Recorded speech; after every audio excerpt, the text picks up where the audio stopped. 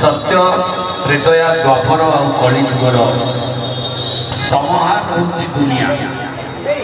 आज कलिजुगर अंत होबाकू जाउची। चारिआडे यज्ञ पूर्णाहुति प्रभुंकर नाम कारण पुणी थरे नर नारायण हेबे, पुणी थरे नारी लक्ष्मी हेबे। ये होची जीवनर चक्र। जेमिति जन्म मृत्युर चक्र सेमिति संसार चक्र।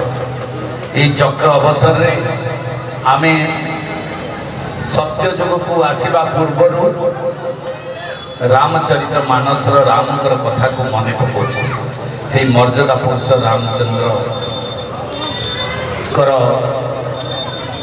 जीवन धारा तांकर जीवन रे घटी जाउथिबा घटना बळी को तुलसीदास लिखिथिले एवं ताकू मध्य आमर प्रवक्ता माने लोक मान पाखरे से कथा को पहुंचो। वास्तव में राम आउ रावण रामायण होची गोटे उदाहरण किंतु राम हेला निराकार परम ब्रह्म एवं जो राम सी कृष्ण। हरे राम हरे कृष्ण कहला बेले आमे कोए हरे एक एक राम और हरे एक एक कृष्ण। समस्ते जने जने राम समस्ते जने जने कृष्ण। एक कथा आमे बारंबार प्रत्येक वर्ष पूर्णाहुति अष्ट प्रहरी रे कहे। सी हूँ आम वंशधर जो वंशधर को आमे पालु। राम है सी जे सत्यर पूजारी जे प्रेमर पूजारी जे त्यागर पूजारी जे मनीष को भल पाइबार पूजारी को राम कह जाए। रावण थिला अहंकार मनीष भितर थिबा अहंकार काम क्रोध लोभ यही अहंकार।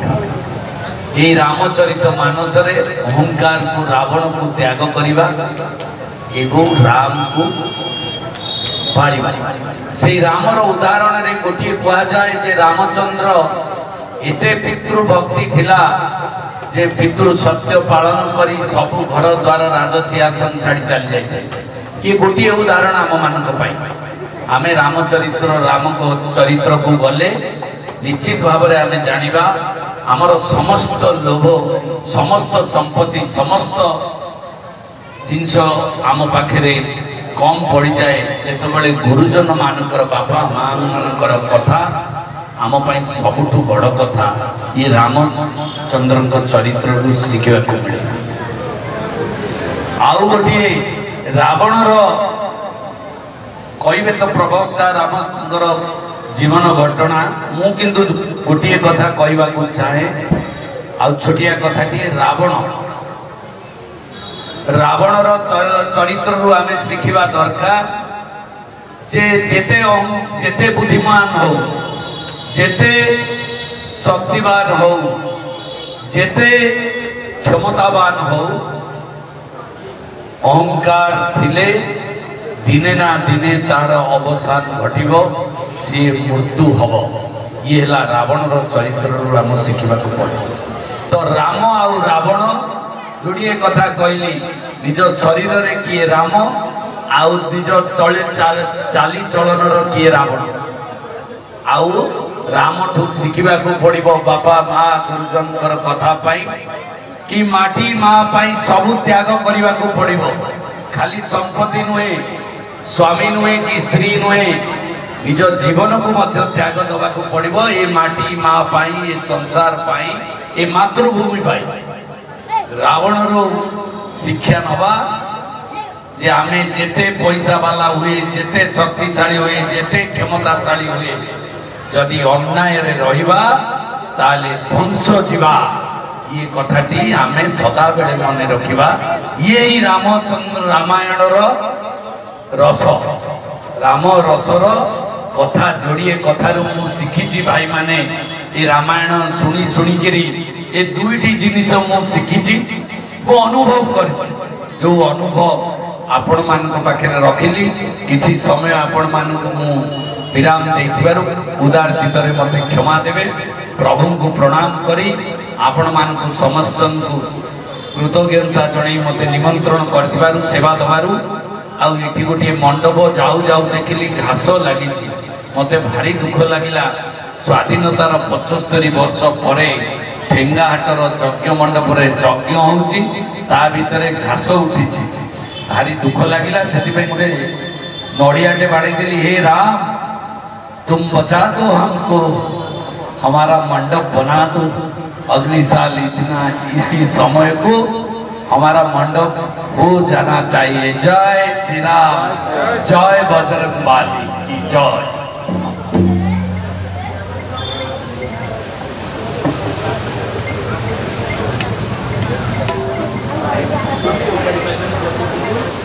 श्री राम जय जय राम।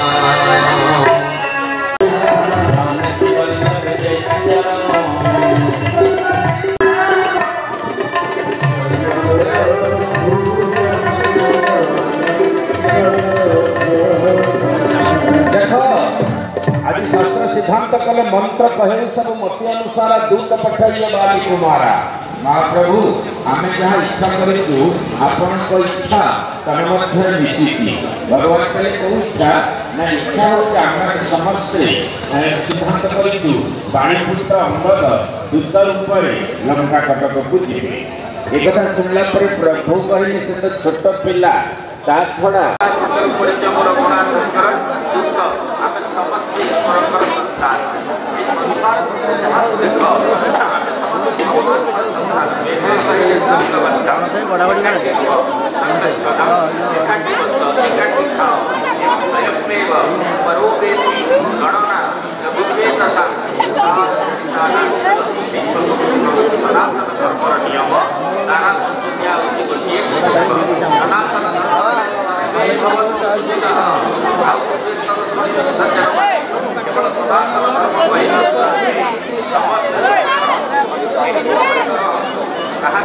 देखा मोर नियम नुह यही जड़े कार्तिक खाइबा को पाऊनी संगे संगे सनातन धर्म आसन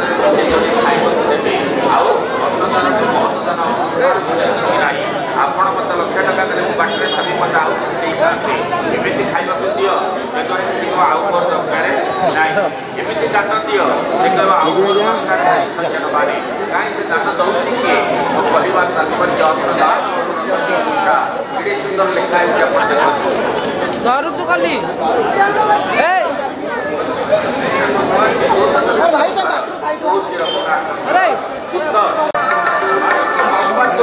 प्रथम मैत्र बसते तोर हित करने